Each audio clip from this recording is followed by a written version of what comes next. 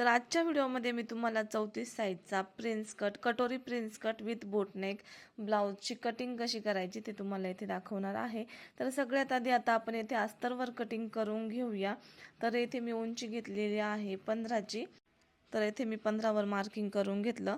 त्याच्यानंतर रुंदी घेणार आहे 10ची आणि इथे पण मार्किंग करून घेतलं 10वर. आता हे कट करून घेऊ उंची आणि रुंदी. त्यानंतर आपल्याला गळ्याचा भाग आखायचा आहे आणि कटिंग करायचं आहे. तर सगळ्यात आधी आपण अस्तरवर कटिंग करून घेतो आणि मग त्यानंतर ब्लाऊजवर कटिंग करून घ्यायचं. आणि याला कोणत्याही प्रकारचा पेपर पॅटर्न जरी तुमच्याकडे नसेल तर या पद्धतीने तुम्ही कटिंग करू शकता. तर आता इथे शोल्डर घेतलेला आहे 7चं, गळा घेतलेला आहे 3चा. आता त्यानंतर मोंडा पण 7चा घेतलेला आहे. हा पाठीमागचा भाग आहे आणि गळ्याची उंची 3.5वर घेतलेली आहे. आणि आता बोटनेक आपल्याला आखणार आहोत. पहिले मोंड्याचा आकार देऊन घेऊ येथे आणि आता गळ्याची उंची पण कट करायची आहे. तर येथे गळ्याचा आकार देऊन घेतला. आता गळ्याची उंची मार्किंग करून घेऊ. तर येथे 2.5वर मार्किंग केलं. त्यानंतर खालच्या पाठीचा भाग 3वर मार्किंग करायचा, म्हणजे गळा कट करून इतकं राहिलं पाहिजे या पद्धतीने. त्यानंतर गळ्याचा आकार दिला. आता आपण गळ्याला शेप देणार आहोत. इथे कस्टमरने ज्या चॉईसचा गळा सांगितला होता त्या चॉईसचा गळा इथे आता आपण आखून घेणार आहोत आणि आता कट करून घेऊ. खूप सोप्या पद्धतीचा आहे कटोरी prince cut blouse with boatneck. आणि आता सगळं गळा वगैरे कट करून घेऊ आणि मग आपण हा पाठीमागचा भाग आहे ना अस्तरवर कट करून घेऊ. आणि बऱ्याच जणी विचारतात याची शिलाई किती आहे. तर प्रत्येक ठिकाणी ना एरिया वाईज शिलाई कमी जास्त असते किंवा कस्टमरनुसार पण शिलाई वेगळी असते. काही जण लेस आणून देतात. आपण जर म्हटलो इतकी शिलाई आहे तर ते त्यांचे लेस आणून देतात, अस्तर आणून देतात, त्याप्रमाणे वेगवेगळं होतं. तर आता इथे आपण ना ब्लाऊजवर ठेवू पाठीमागचा भाग आणि कट करून घेऊ.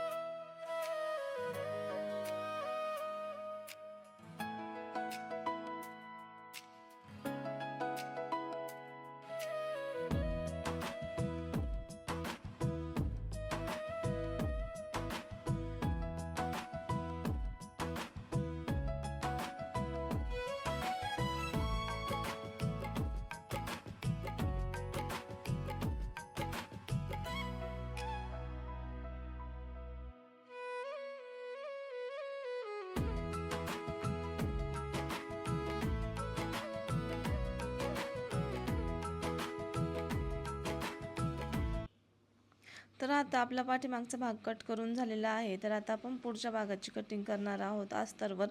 जसं आपण मागच्या भागाची उंची घेतली त्यापेक्षा थोडी जास्त उंची घ्यायची आहे पुढच्या भागासाठी, कारण क्रॉसपट्टी वगैरे कट करून शिवण्यामध्ये अर्धा इंच जॉईंट होत असते. तर मागची उंची आपण तिकडं 15 घेतली होती, तर इथे 15.5 घ्यायची आहे उंची.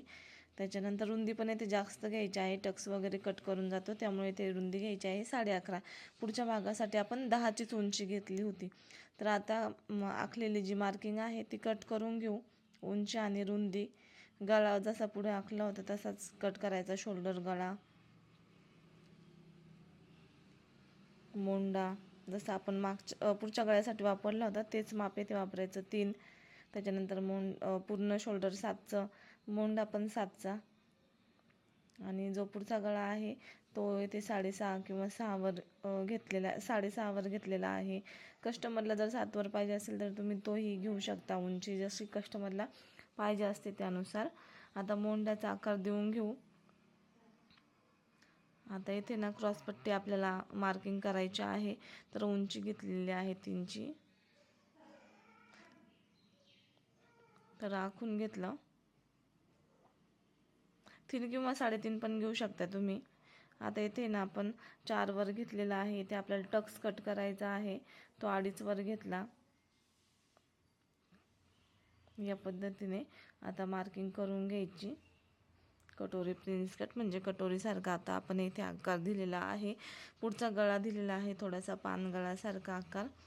आणि आता इथे मुंडा कट करून घेऊ आणि जो आपण जेवढी मार्किंग केलेली आहे गळा वगैरे प्रिन्स कटचं सगळं ते कट करून घेऊ.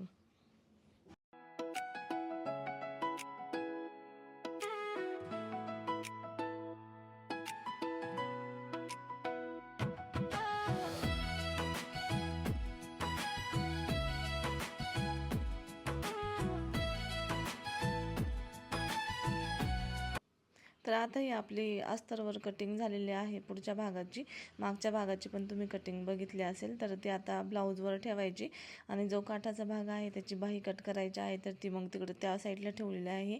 आता इथे आपण तिन्ही पॅटर्न ॲडजस्ट करून बघू कुठे, आणि बाहीला उंची 11ची आहे तर त्यानुसार ॲडजस्ट होतं का बघून घ्यायचं. नाही तर मग डायरेक्ट कटिंग करायला सुरुवात केली तर कधी कधी मग बाहीच्या तिथलं कापड एक्स्ट्रा कट होऊन जातं.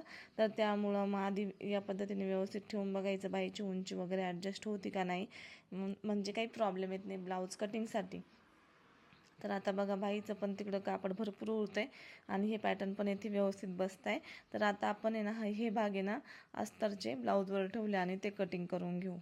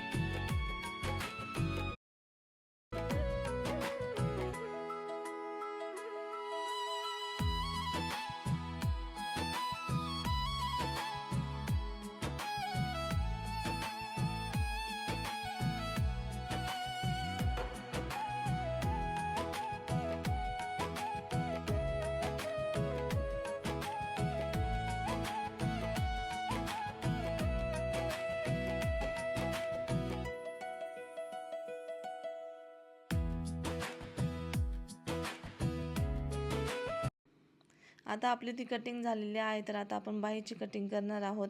तर इथे बाहीला काठ आहे, तुम्ही बघत असतील बाहीची उंची 11 आहे. तर आता आपण अस्तर डायरेक्ट ठेवणार आहे आणि बाहीचा पॅटर्न आहे तर तो याच्यावरती ठेवणार आहे. म्हणजे बाहीची उंची मार्किंग करून घ्यायची आधी आणि त्यानुसार. आणि जर तुम्हाला ह्या सगळ्या याचे पॅटर्न पाहिजे असेल डायरेक्ट रेडी, तुम्ही फक्त ब्लाऊजवर ठेवायचे आणि कट करायचे.